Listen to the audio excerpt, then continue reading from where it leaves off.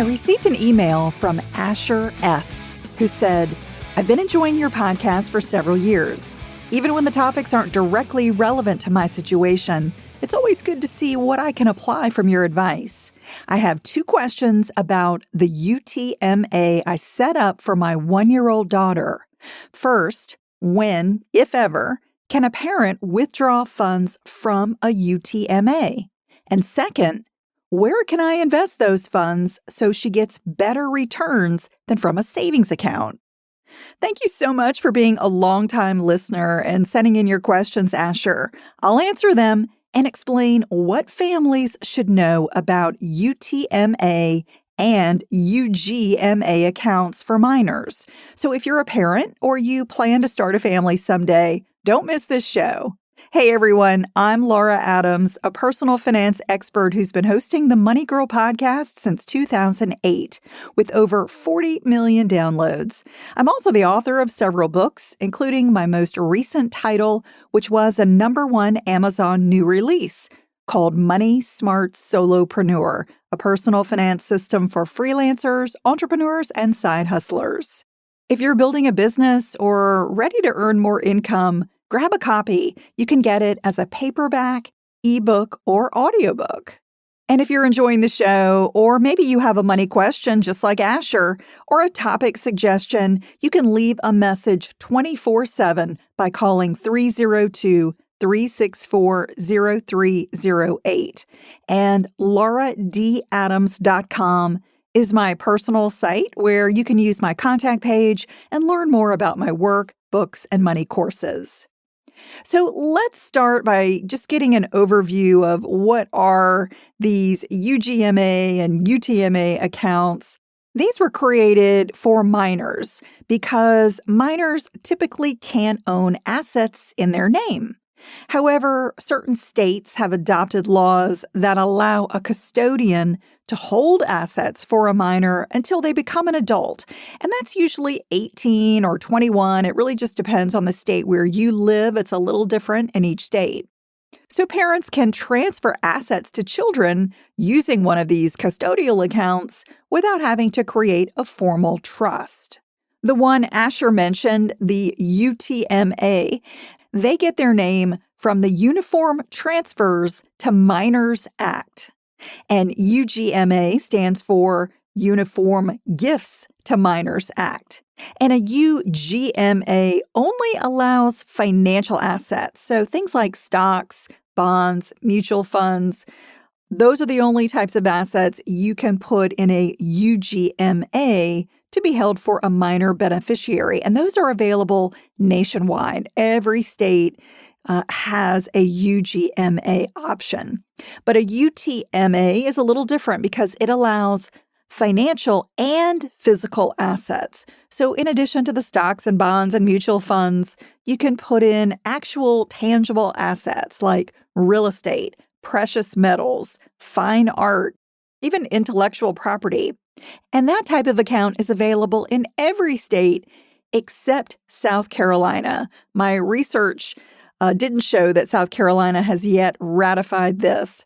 Plus, a UTMA may allow you to maintain custodianship until the beneficiary is a little bit older, until they reach age 25, depending again on where you live, because the laws regarding minors and the age of majority varies a little bit from state to state. So these 2 accounts are pretty similar, but they do have a few things that differentiate them. And any adult resident of the United States can open and contribute to a UGMA or UTMA for a minor. So the custodian named on the account and the person making the gift or the transfer, they can be the same person or they can be different people. Basically, the custodian is the person who manages the funds or manages the investments or other assets in the account. But the minor beneficiary always legally owns those accounts. So the custodian is just kind of safeguarding them until the minor child reaches the age of majority. Now, Asher asked, when can a parent withdraw funds from a UTMA? The funds from either a UTMA or UGMA can only get spent directly to benefit the child. So let's say a child has healthcare bills, or maybe the child wants to go to college, or you want to spend them on private school for the child. Those are acceptable reasons that you can withdraw money from these custodial accounts.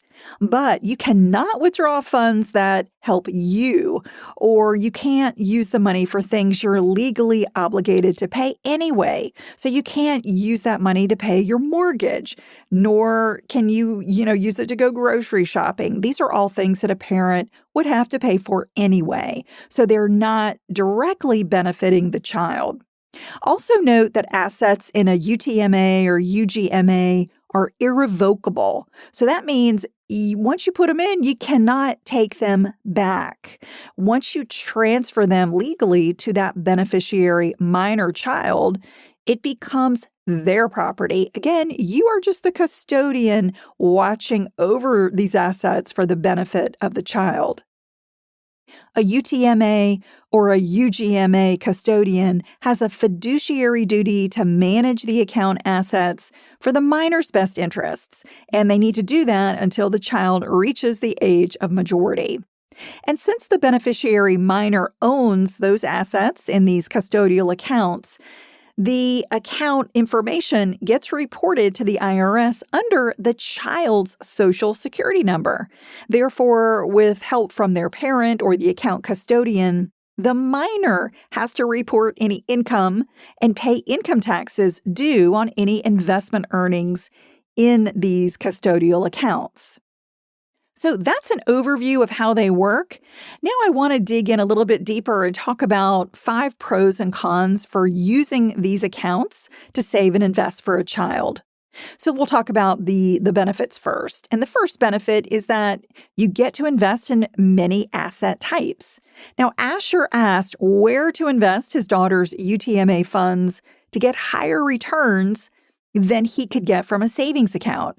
Asher, you can choose a wide range of assets, particularly with a UTMA, because as I mentioned, they allow you to transfer financial and physical assets into these accounts for a minor. So you can have investments in a UTMA like CDs, stocks, bonds, options, mutual funds, exchange-traded funds, real estate, vehicles, collectibles, precious metals, intellectual property, life insurance, and annuities. I mean, a really wide range of assets. And UTMA and UGMA accounts, they get set up by brokerage firms and banks. So your investment options may be limited by the financial institution or the brokerage that you choose, like a Vanguard or an E-Trade. So if the custodial account that you've opened doesn't have the types of investments that you want to get higher returns than, simply a bank savings account, you may want to consider opening an account with another firm.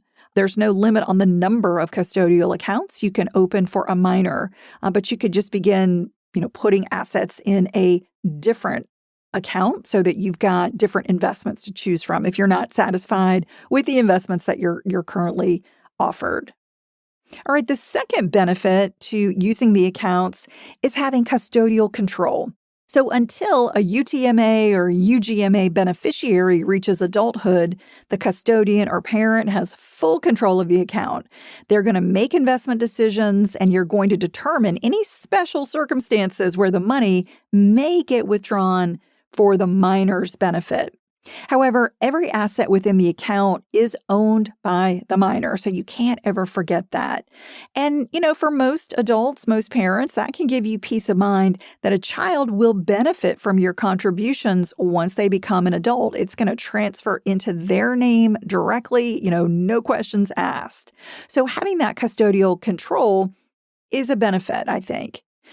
The third benefit is not being subject to annual contribution limits. So a primary benefit of using these custodial accounts is that you can give a child as much money or assets as you want because there's no annual limit on the dollar amount of any gifts or transfers that you can make. However, I will say that amounts over $17,000 given by an individual or $34,000 for a married couple filing taxes jointly are subject to the federal gift tax. However, most Americans avoid paying that gift tax due to something called the lifetime gift tax exclusion. That gives you a credit of up to $12.92 million for 2023. So that means you can give gifts valued at up to $12.9 million over your lifetime without owing any gift tax. So unless you're pretty darn wealthy, that gift tax is really not going to affect you. And a fourth benefit of these custodial accounts is that the beneficiary has funds they can use for any purpose. Unlike a college savings plan, you've heard me talk a lot about 529 college savings plans, a UTMA or UGMA beneficiary can use the funds or assets for any purpose. They might use it for education if they wish, but they can also use it to buy a car or a house or, just keep it invested.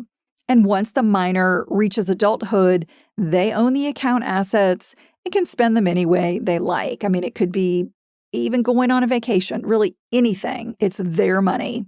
And as I mentioned, a UTMA or UGMA custodian can only withdraw funds for purposes that directly benefit the beneficiary.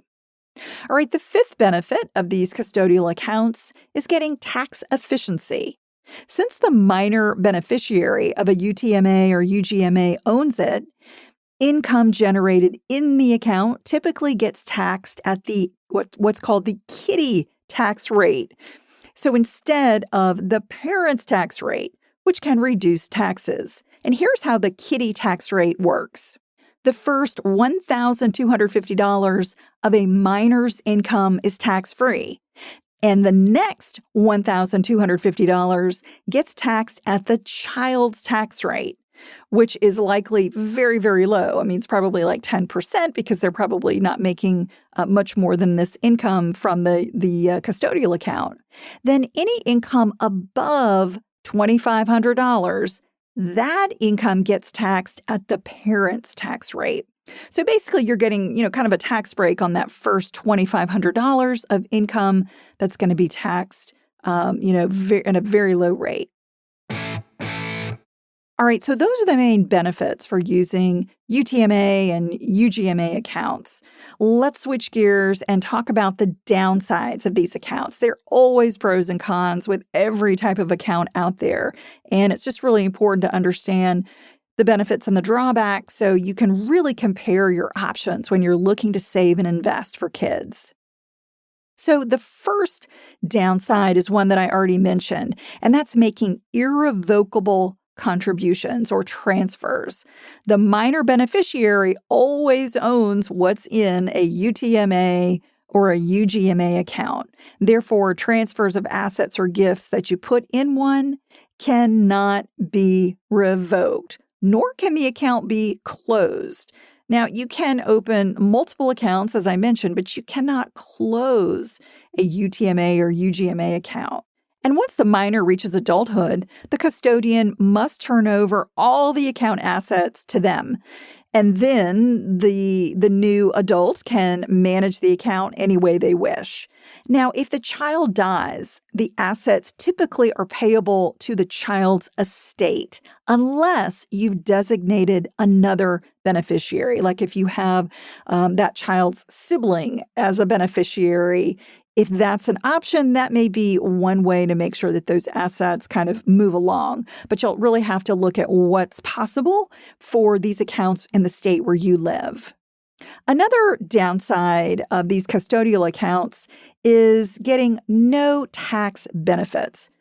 So unlike a 529 savings plan or even a retirement account, contributions and earnings in UTMA and UGMA accounts offer no tax benefits. The earnings are subject to federal and any applicable state income taxes and have to get reported under the minor beneficiary's Social Security number, as I mentioned. A third con is it can affect federal financial aid for the minor. So since the minor beneficiary of a UTMA and UGMA owns the account assets, those get reported on the free application for federal student aid known as the FAFSA. Unlike a 529 savings plan, These custodial accounts are a more significant factor in the calculation for need-based financial aid because the child owns them, and the FAFSA counts a student's assets at a higher rate. They count them at a rate of 20% compared to 5.64% for assets owned by the parent. So in other words, colleges and the government for student aid, they figure if a child has money, that money ought to be used for going to college. So, they look at that and count it against you when it comes to qualifying for student need-based aid. So in other words, having a UTMA or UGMA with substantial assets means your family could receive less financial aid for college. However, if you have a high income or a high net worth, your child would likely be ineligible for student aid anyway, and that could make this con unimportant for you. The fourth downside is having no future financial control. So as a parent, another drawback is that once the beneficiary reaches the age of majority, you've got no say over how they spend the money or use the assets. You have to give them control. They legally own it once they reach the age of majority. And as a parent, you don't get to decide how they spend the money. You may have thought, well, little Johnny's going to spend all this money on college. Well, when little Johnny turns 18 or 21, he may decide, I don't want to go to college. I'm going to use this money to buy a home. So as a parent, you would have literally no legal say over how the child spends that money that you've saved and invested for them. All right, and the last downside of these custodial accounts is paying income taxes. I mentioned that the income generated by the assets in a UTMA or UGMA is not tax deferred, and it does get subject to the kiddie tax over a certain threshold. So again, there are a few considerations here that, you really want to look at if you're thinking about a 529 college savings plan versus UTMA or UGMA to use for a child's college expenses. So Asher, I hope this clarifies the UTMA rules for you. I'm so impressed that you're already setting money aside for your infant daughter. And a question I often receive from parents is, when should they start investing for a child? Like, how early is too early and what's the right age? And I will say saving sooner is always better than later. There's really no right or wrong answer when it comes to this for families because it just depends on your financial situation and your goals. Every parent wants the best for their kids, but it's also critical to make wise decisions for your own financial future. So if you don't have an emergency fund or you haven't started saving for your retirement, that's where you should start. That's what you need to prioritize. If you jeopardize your financial future for your kids, you may have to rely on your kids to support you in your old age. And while it might seem cold-hearted for a parent not to save or invest for a child, don't forget that kids typically have options, especially for college, like working, getting college scholarships, getting federal student loans. But there are no loans or grants to support you in retirement outside of Social Security retirement benefits or maybe a workplace pension if you're lucky enough to have one.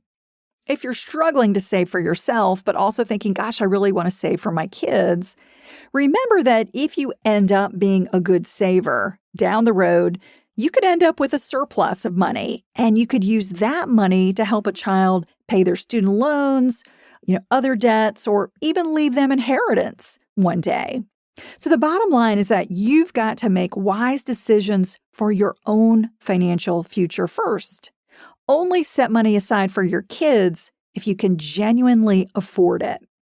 Ideally, you should regularly save at least 10 to 15% of your gross income for retirement before saving for your kids. Asher, thanks so much for your questions. That's all for now. I'll talk to you next week. Until then, here's to living a richer life. Money Girl is a quick and dirty tips podcast. It's audio engineered by Steve Rickyberg with editing by Adam Cecil. Our advertising operations specialist is Morgan Christensen. Our digital operations specialist is Holly Hutchins. And our marketing and publicity associate is Davina Tomlin.